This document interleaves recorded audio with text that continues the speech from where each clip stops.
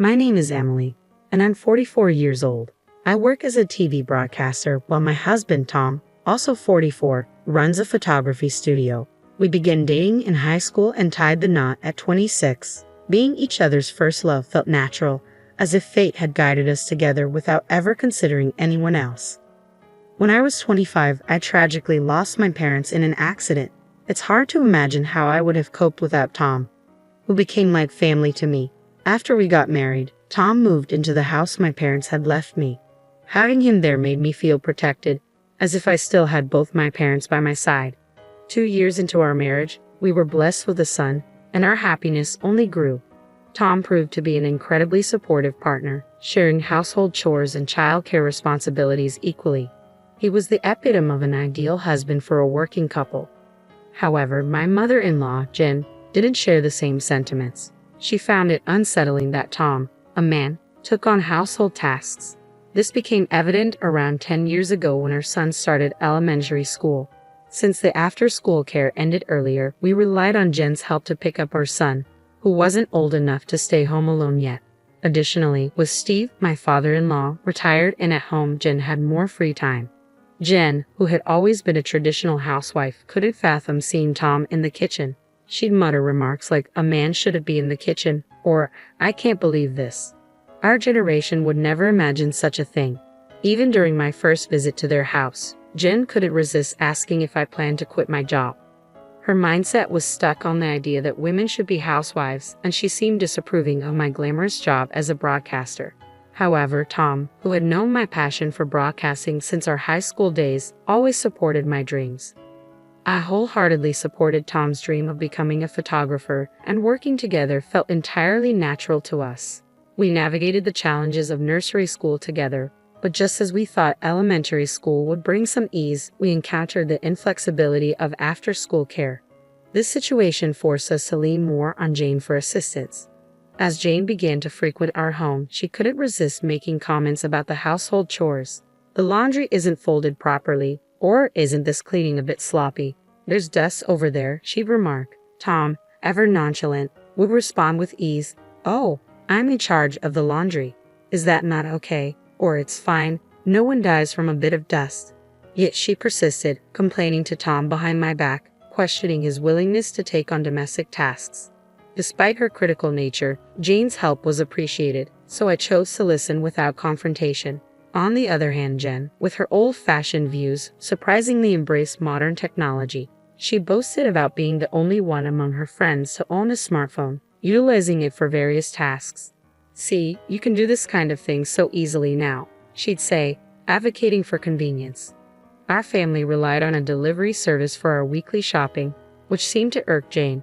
"You should just go shopping yourself," she'd insist, deeming the delivery fee wasteful. However, when she discovered the convenience of online ordering, she encouraged me to follow suit. "Why don't you do this, Emily? Ordering on paper is so old-fashioned," she'd urge. During Jane's late-night stays, as Tom and I prepared dinner, she'd excuse herself, citing the need to return home for Steve's meal. "He won't eat if he's alone," she'd claim, leaving us to ponder Steve's inability to handle any household chores. "Tom, how is it that you, raised in such an environment, are so cooperative with household tasks?" she'd question, unable to comprehend his willingness to share responsibilities.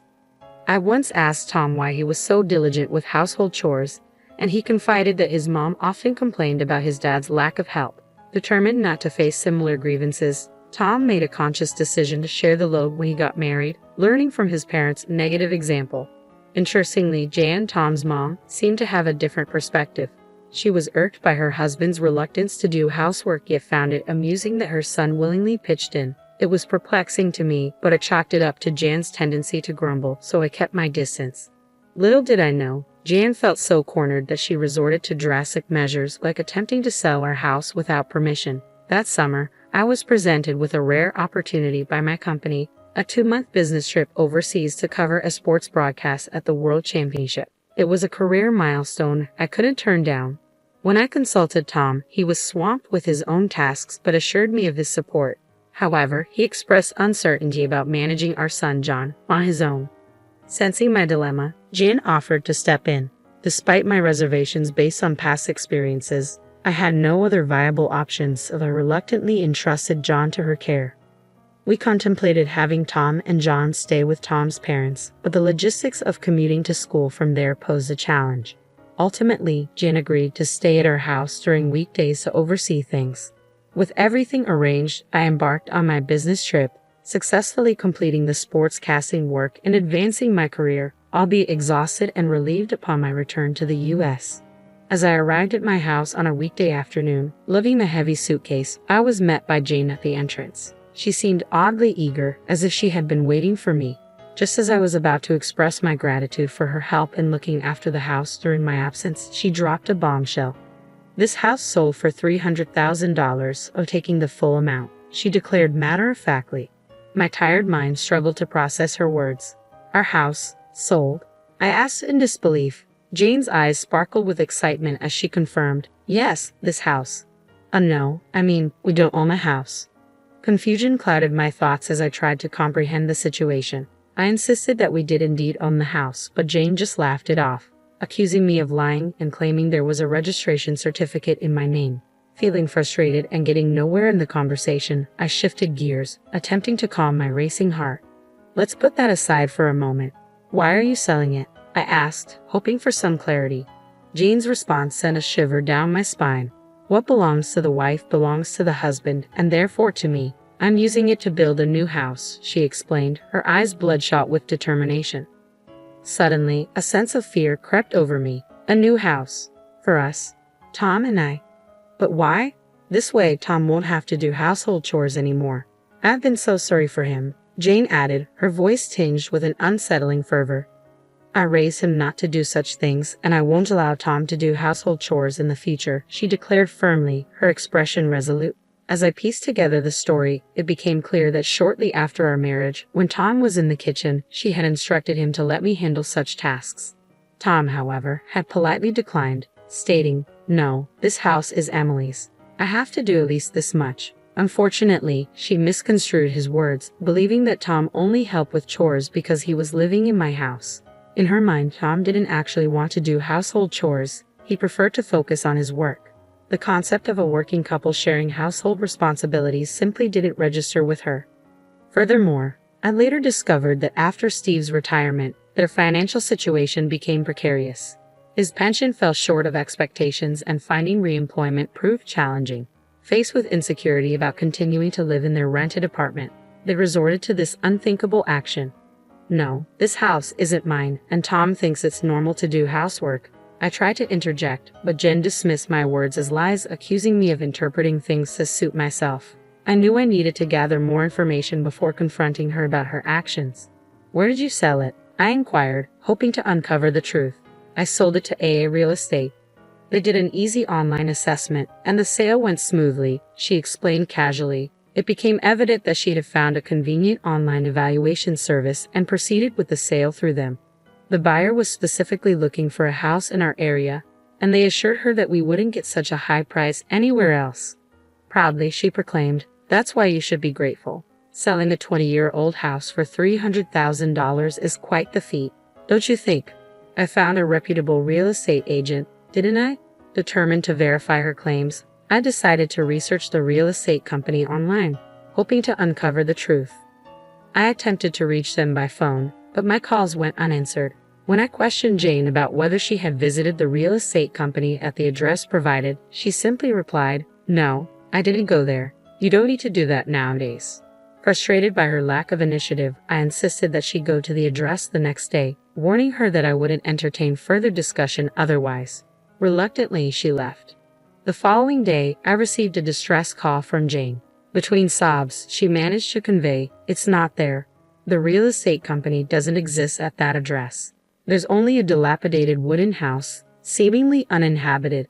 Her admission left me dumbfounded, and I couldn't help but burst into laughter upon her return.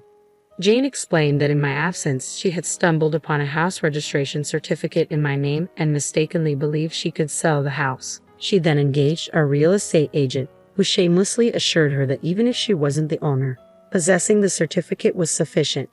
"Some people pass away, after all," they callously remarked, requesting our family register and signature certificate. Naively trusting their assurances, Jane provided all the requested documents. When the agent found a buyer, they demanded a deposit, half of the commission fee.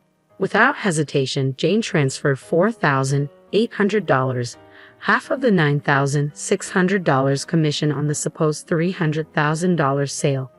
I dialed the police to shed light on the situation, and soon, 2 officers arrived at our doorstep.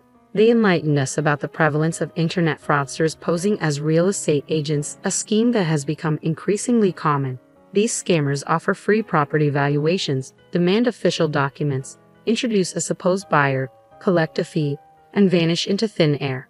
With numerous vacant houses and the ability to fabricate addresses for document delivery, such frauds have proliferated. The officers delved into the matter, questioning Jane, who trembled under their scrutiny. "Let me clarify," one officer began. "The house deed you provided belongs to your daughter-in-law, correct?" Jane, realizing the gravity of her actions, faltered, admitting to her mistake. However, her attempt to deflect blame was swiftly countered by the officer's incredulous remark about the absurdity of selling someone else's property. Flushed with embarrassment, Jane hastily fabricated an excuse, claiming that I had requested the house to be appraised for sale. Turning to me for confirmation, the officer seemed to sense the truth in my denial. Sensing Jane's desperation, he admonished her, emphasizing the recklessness of her actions. The officer then questioned the authenticity of the deed registration she had submitted. When she admitted that it was the original document, his astonishment grew. He turned to me, seeking my decision on filing a theft report. I replied with a firm no. That document was invalid. In fact, the house had already been sold to someone else.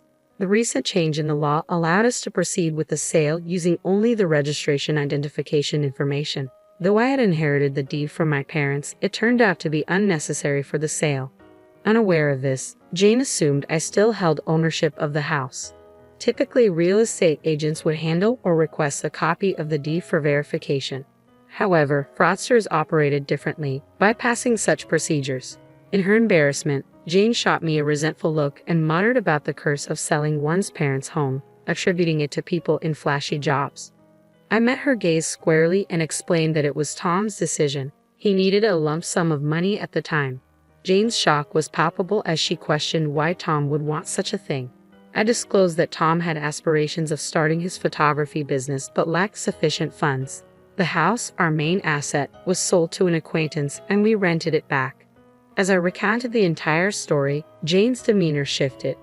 Her shoulders slumped, and through tears, she murmured, "So Tom's success now is because of you selling the house, Emily." I could have affirmed her statement, but instead, I expressed my belief in spouses sticking together through thick and thin. "We're in this together," I assured her. At my words, Jane broke down, her tears flowing bitterly. "I wanted to work too," she sobbed. "My husband can't do anything, even now after his retirement. He does nothing. What has my life been for?" Her litany of complaints against Tom continued, leaving the police officer struggling to complete the report. Ultimately, the fraud report was filed, but even after 10 years, the culprits remained at large. It seemed unlikely that the money would ever be recovered. Following the incident, Steve became vigilant over Jane's actions, taking over all financial control and denying her access to money. Whenever she needed something, she had to request it from him and would be given cash. "It's so suffocating," Jane complained to Tom, who reminded her that she had brought it upon herself. Now, with no disposable income, Jane sought work through senior job listings and currently teaches the elderly how to use smartphones. She is well regarded for her ability to empathize with the struggles of older learners. Steve, perhaps due to his pride, found senior jobs unsuitable and soon quit, providing no income. These days, Jane is busier, often leaving Steve with household duties as she goes out. Interestingly, he's taken an interest in cooking and is getting quite good at it. The roles in Tom's parents' house have reversed, but both seem to have found new fulfillment. As for me, after my overseas business trip, I successfully climbed the career ladder and now anchor the evening news. Tom's photography studio is thriving. And we've managed to save enough to consider buying back and renovating the family home. We're grateful to our acquaintance for allowing us to keep the house despite the outrageous incident. It worked out well for Tom's parents in the end. Our son is turning 17 and approaching adulthood, so I shared this story with him as a cautionary tale about internet fraud.